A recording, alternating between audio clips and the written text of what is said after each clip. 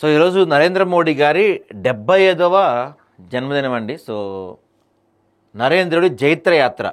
గుజరాత్ సీఎంగా 13 సంవత్సరాలు, దేశ ప్రధానిగా 11 సంవత్సరాలు, 40 ఏళ్ల ప్రస్థానంలో ఎన్నో ప్రశంసలు, విమర్శలు. మోదీకి ట్రంప్ కూడా బర్త్డే విషయం చెప్పాడంట. సరే, అది పక్కన పెడదాం, ట్రంప్ చెప్పాడా మనకు అనవసరం. కానీ 13, 11 అంటే దాదాపుగా 24 సంవత్సరాలుగా ఆయన అధికారంలోనే ఉన్నారు. ఇది ఒక రికార్డ్ ఏమో నాకు తెలిసి. 24 సంవత్సరాలుగా ఆయన అయితే ముఖ్యమంత్రి ఉన్నాడు, అయితే ప్రధానమంత్రి ఉన్నాడు వరుసగా. సో అక్కడ కూడా 3 సార్లు గెలిచాడు, ప్రధాని అయ్యాడు. ఇక్కడ కూడా 3 సార్లు గెలిచాడు. మరి నెక్స్ట్ టైం ఏంటో తెలియదు. నెక్స్ట్ టైం అయితే మోడీ గారిని మార్చే అవకాశం ఉందని స్పష్టంగా కనపడుతోంది. ఎందుకంటే 75 సంవత్సరాలు దాటిన వారికి పదవి ఉండకూడదు అనేది బీజేపీలో ఒక రూల్. ఆర్ఎస్ఎస్ వాళ్ళు, బీజేపీ వాళ్ళు పెట్టుకున్న ఒక రూల్. సో ఈ మధ్య దాని ఏదో కొంచెం మార్చారు ఈయన కోసం, ఇంకా మోహన్ భగవత్ కోసం మార్చారు. సో ఈసారి కంటిన్యూ అయిపోవచ్చు. మొత్తం అయితే 11 సంవత్సరాలుగా భారతదేశాన్ని పరిపాలిస్తున్నారు నరేంద్ర మోడీ గారు. సో ఈ 11 సంవత్సరాల్లో ఎన్నో మార్పులు, విప్లవాత్మకమైన మార్పులు, విమర్శలు ఎన్నో మనం వింటున్నాం, చూస్తున్నాం. కాకపోతే ప్రధానంగా చెప్పుకోవాల్సిన అంశాలు ఏంటంటే, గతంలో మనం యూపీఏ హయాంలో 2004 నుంచి 2014 వరకు ఉన్న హయాంలో అనేక రకమైన స్కాములు మనం చూసాం. కానీ ఈ 11 సంవత్సరాల్లో ఒక్క స్కామ్ కూడా బయట వినపడలేదు. అంతేకాకుండా గతంలో విపరీతమైన ఈ ఉగ్రదాడులు జరిగేవి ఇండియా పైన, అవి కొంత తగ్గాయని చెప్పొచ్చు. రీసెంట్గా పహల్గాం లాంటి 1-2-3 జరిగినా గతంలో గత 10 ఏళ్లలో అంటే కాంగ్రెస్ హయాంలో ఇండియా, మన అప్పట్లో యూపీఏ కూటమి ఉండేది.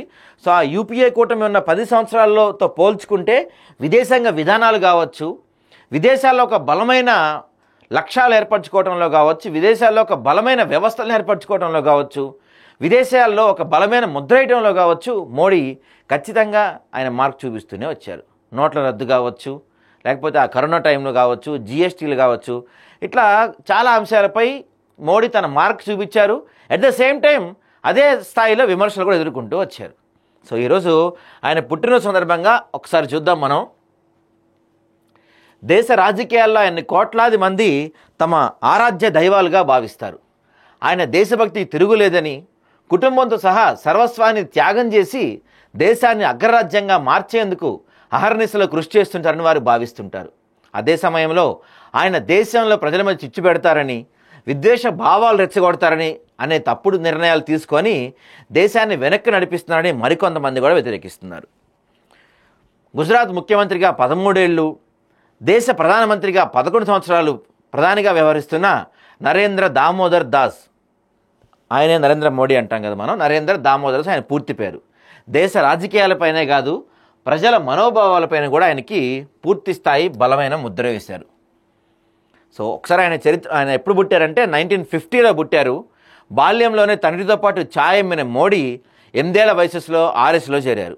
దాదాపు 15 ఏళ్ల పాటు సంఘ్లో వివిధ బాధ్యతలు నిర్వహించిన ఆయన 1987లో బీజేపీ గుజరాత్ యూనిట్ సంస్థాగత ప్రధాన కార్యదర్శిగా బాధ్యతలు చేపట్టడం ద్వారా క్రియాశీలక రాజకీయాల్లోకి అడుగుపెట్టారు. గుజరాత్లో పార్టీని ఆయన సంస్థాగతంగా బలోపేతం చేయటం వల్ల అసెంబ్లీ, పార్లమెంట్ ఎన్నికల్లో బీజేపీ అత్యధిక సీట్లు సాధించింది. అద్వానీ గుజరాత్లోని సోమనాథ్ నుంచి చేపట్టిన రథయాత్ర సక్సెస్ చేయడంలో మోదీ పాత్ర కీలకం. అప్పుడే ఆయనపై జాతీయ నాయకుల దృష్టి పడింది. దీంతో 1990-91లో మురళీ మనోహర్ జోషి కన్యాకుమారి నుంచి శ్రీనగర్ వరకు చేపట్టిన ఏక్తా యాత్ర నిర్వహించే బాధ్యతను మోడీకి అప్పచెప్పారు. జోషితో పాటు 15,000 కిలోమీటర్లు దేశమంతా తిరగటంతో గుజరాత్లో కూడా ఒక ప్రధాన నాయకులుగా గుర్తింపు తెచ్చుకున్నారు. 1991 లోక్సభ ఎన్నికల్లో బీజేపీ ఎన్నికల వ్యూహాన్ని రూపొందించే బాధ్యతలు చేపట్టిన మోదీ గాంధీనగర్ నుంచి అద్వానీ విజయానికి తీవ్రంగా కృషి చేశారు. అంచెలంచెలుగా పార్టీలు ఎదుగుతూ వచ్చారు.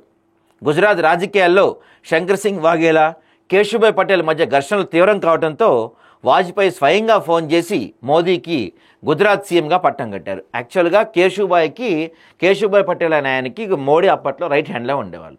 ఇంక చెప్పాలంటే శిష్యులు చెప్తారు, ఆయన కేశుభాయ్ పటేల్ ప్రధాన శిష్యులుగా మోడీని చెప్తారు. అప్పట్లో వాళ్ళిద్దరి మధ్య ఘర్షణలు ఏర్పడితే వాజ్పేయి ఏం చేశారు, అరే మీ ఇద్దరు కొట్టుకుంటారు, ఇట్లా కాదు, మోడీని సీఎంగా చేస్తున్నా అని చెప్పి అనౌన్స్ చేశారు. అక్కడి నుంచి వెనక్కి తిరిగి చూసుకునే అవసరం రాలేదు మోడీకి.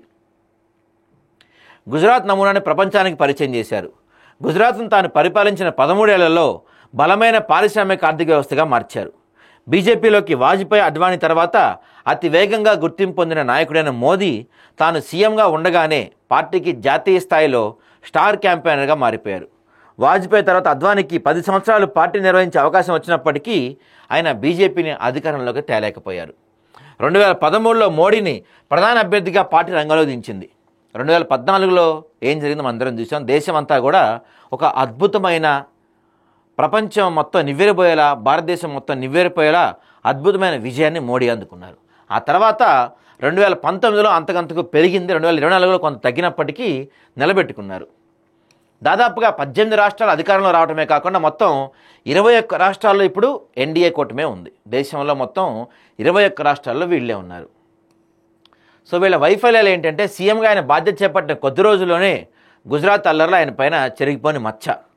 ప్రధానంగా ఆయన తీసుకున్న నిర్ణయాలు వివాదాస్పదమయ్యాయి. ముఖ్యంగా పెద్ద నోట్ల రద్దు, సాగు చట్టాలు, లాక్డౌన్ సమయంలో పేదల మరణాలు, పౌరసత్వ చట్టానికి వ్యతిరేకంగా జరిగిన ప్రదర్శనలు, మణిపూర్లో 2 ఏళ్ల పాటు జరిగిన హింసాకాండ, రాఫెల్ యుద్ధ విమానాల కొనుగోలు, ప్రతిపక్షాలను బలహీనపరిచేందుకు ఈడీ, సిబిఐ లాంటి వ్యవస్థలు దుర్యోగించడం అనేక సందర్భాల్లో అప్రజాస్వామిక వైఖరి ఆయన నాయకత్వాన్ని ప్రశ్నార్థకం చేశాయి.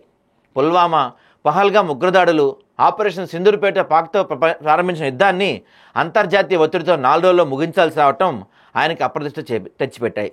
ఒకప్పుడు మోదీ అత్యంత సన్నిహితుడిగా భావించిన అమెరికా అధ్యక్షుడు ట్రంప్ ఆయనకి వ్యతిరేకంగా మారి ఇది కూడా ఒకటి ఆయనకి మెయిన్గా ఉంది. అయితే దీంతోపాటు కీలకంగా కొన్ని నిర్ణయాలు కూడా సాహసోపేతంగా, అంటే ఇంతవరకు భారతదేశ ప్రధానులు ఎవరు కూడా తీసుకోలేని కొన్ని నిర్ణయాలు మోడీ గారు తీసుకున్నారు. వాటిలో మెయిన్ వచ్చేసి జన్ధన్ యోజనతో దేశంలో 51 కోట్ల మంది బ్యాంక్ ఖాతాలు తెరిపించారు.